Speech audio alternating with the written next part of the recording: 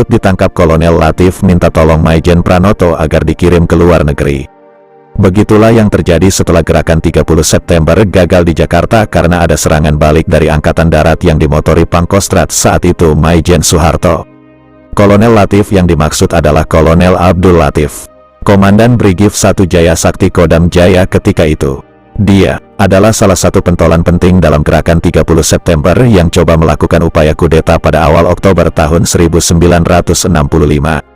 Nah, pasukan yang menjaga kediaman Jenderal Abdul Haris Nasution dan Jenderal Ahmad Yani adalah anak buah Latif di Brigif 1 Jaya Sakti.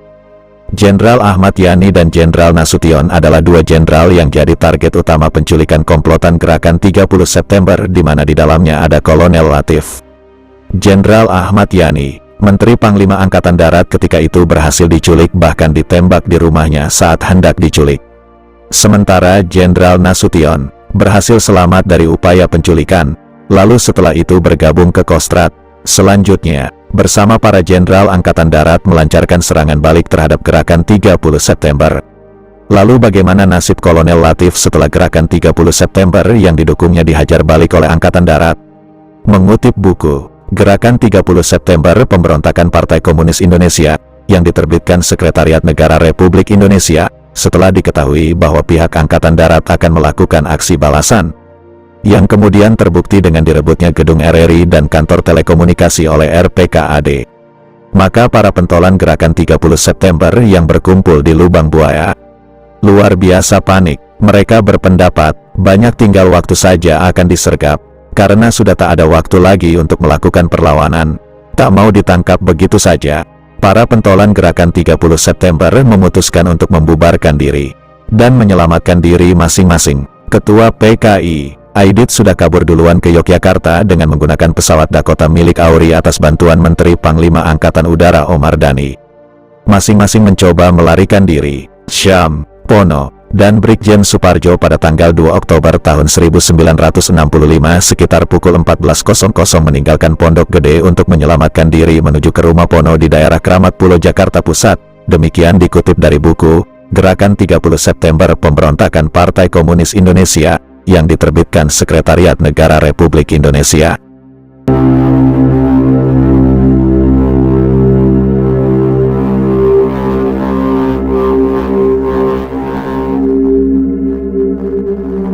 Syam dan Pono kemudian menemui Sudisman, Sekretariat CCPKI di Markas Darurat CCPKI di Kelurahan Kayu Awet, Jakarta Pusat. Kepada Sudisman, mereka menjelaskan tentang kegagalan gerakan 30 September dan membahas langkah-langkah selanjutnya.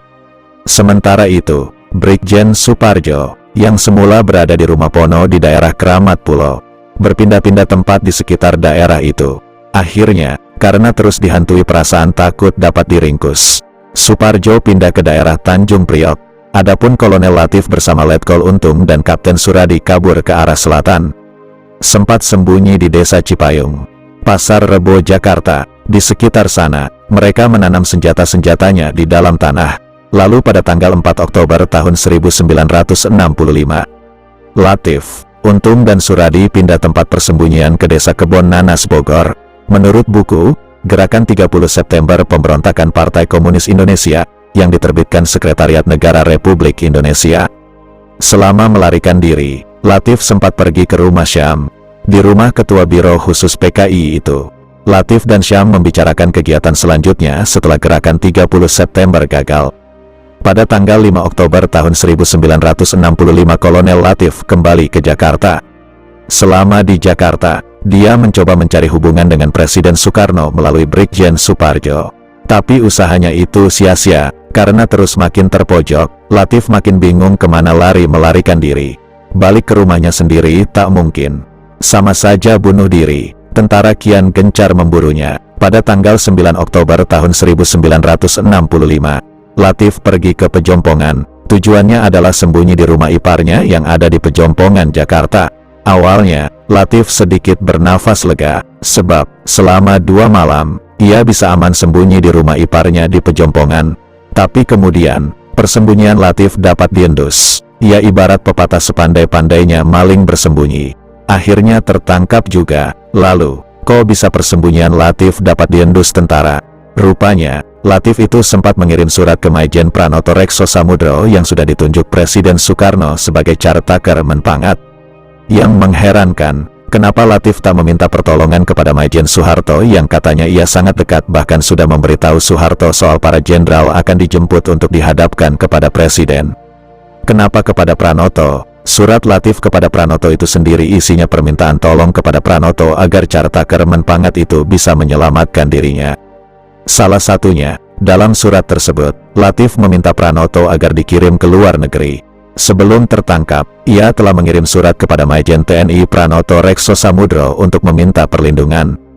Dan jika dianggap perlu agar dapat dikirim ke luar negeri, demikian yang dicatat buku Gerakan 30 September Pemberontakan Partai Komunis Indonesia yang diterbitkan Sekretariat Negara Republik Indonesia.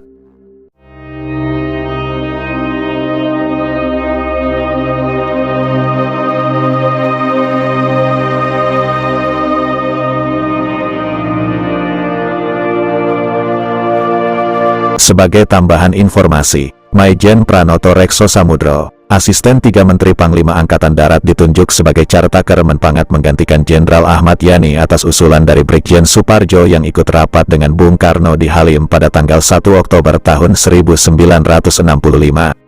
Nama Pranoto diusulkan Suparjo setelah dia berkonsultasi dengan Syam Kamaruzaman dan kawan-kawan.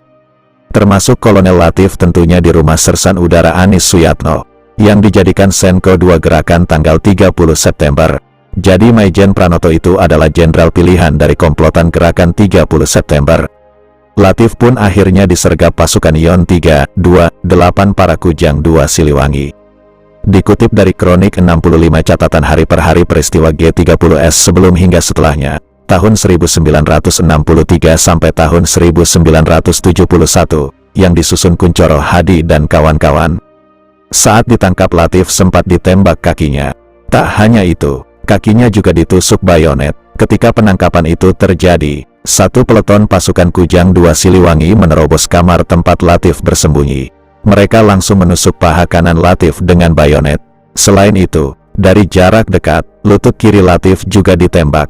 Latif dibiarkan tetap hidup kemudian dibawa pergi dengan jeep gas yang diparkir sekira 20 meter dari rumah tempat persembunyian Latif.